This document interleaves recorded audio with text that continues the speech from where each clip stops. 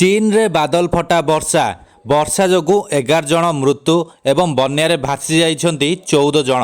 ଆସନ୍ତୁ ଜାଣିବା ଏହାର ସର୍ବିଶେଷ ଖବର ବିଷୟରେ। ବାଦଲ ଫଟା ବର୍ଷା ଚୀନର ଲିଆଓନିଂ ପ୍ରଦେଶରେ ବ୍ୟାପକ କ୍ଷୟକ୍ଷତି ଘଟାଇଛି।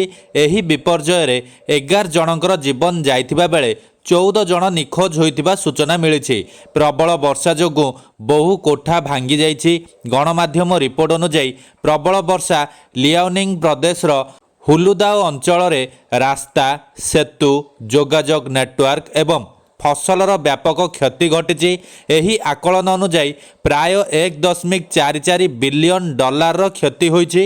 ଏହି ବିପର୍ଯ୍ୟୟରେ ଜିଆନଚାଙ୍ଗ କାଉଣ୍ଟିଂ ଏବଂ ସୁଇଜୋଙ୍ଗ କାଉଣ୍ଟିଂ ସର୍ବାଧିକ କ୍ଷତି ସହିଛି, ଯେଉଁଥିରେ 11 ଜଣଙ୍କର ଜୀବନ ଯାଇଛି। ବର୍ଷା ଯୋଗୁଁ ଭୂସ୍ଖଳନ ଏବଂ ବନ୍ୟା ପରି ବିପର୍ଯ୍ୟୟରେ 11 ଜଣ ପ୍ରାଣ ହରାଇଛନ୍ତି ଏବଂ ଅନ୍ୟ 14 ଜଣ ବନ୍ୟାରେ ଭାସିଯାଇ ନିଖୋଜ ଅଛନ୍ତି। ନିଖୋଜ ଲୋକଙ୍କୁ ଖୋଜାଖୋଜି କରାଯାଉଛି। ଏଥିସହ ପ୍ରଭାବିତ ଅଞ୍ଚଳରେ ବିଦ୍ୟୁତ୍ ଯୋଗାଣ ତଥା ଯୋଗାଯୋଗ ବ୍ୟବସ୍ଥାରେ ସୁଧାର ପାଇଁ ଯୁଦ୍ଧକାଳୀନ ଭିତ୍ତିରେ କାର୍ଯ୍ୟ ଜାରି ରହିଛି। ବର୍ଷା ଯୋଗୁଁ 9ଟି ରାଜ୍ୟ ରାଜପଥ ଏବଂ ପ୍ରାଦେଶିକ ରାସ୍ତା ନଷ୍ଟ ହୋଇଛି।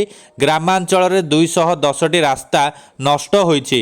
ଚୀନ ବିପର୍ଯ୍ୟୟ ନିରାକରଣ, ହ୍ରାସ ଏବଂ ରିଲିଫ୍ କମିଶନ ବନ୍ୟା ପ୍ରଭାବିତ ଅଞ୍ଚଳରେ ଉଦ୍ଧାର ଓ ରିଲିଫ୍ କାର୍ଯ୍ୟ ଆରମ୍ଭ କରିଛନ୍ତି। ଗତ କିଛି ଦିନ ହେବ ଲିଓନିଂ ପ୍ରଦେଶରେ ପ୍ରବଳ ବର୍ଷା ଯୋଗୁଁ ଅସୁବିଧାର ସମ୍ମୁଖୀନ ହେଉଥିଲା। ପରିସ୍ଥିତିକୁ ଦୃଷ୍ଟିରେ ରଖି ଚୀନ ସରକାର ବିପର୍ଯ୍ୟୟ ପ୍ରଭାବିତ ଅଞ୍ଚଳରେ ଯୋଗାଯୋଗ ପାଇଁ ଉପଗ୍ରହ ଏବଂ ଡ୍ରୋନ୍ ନିୟୋଜିତ କରିଛନ୍ତି। ପ୍ରାୟ 700 ଲୋକ ଏବଂ ବିଶେଷଜ୍ଞଙ୍କୁ ପ୍ରଭାବିତ ଅଞ୍ଚଳକୁ ରିଲିଫ୍ ପାଇଁ ଏବଂ ଉଦ୍ଧାର କାର୍ଯ୍ୟ ପାଇଁ ପଠାଇ ଦିଆଯାଇଛି।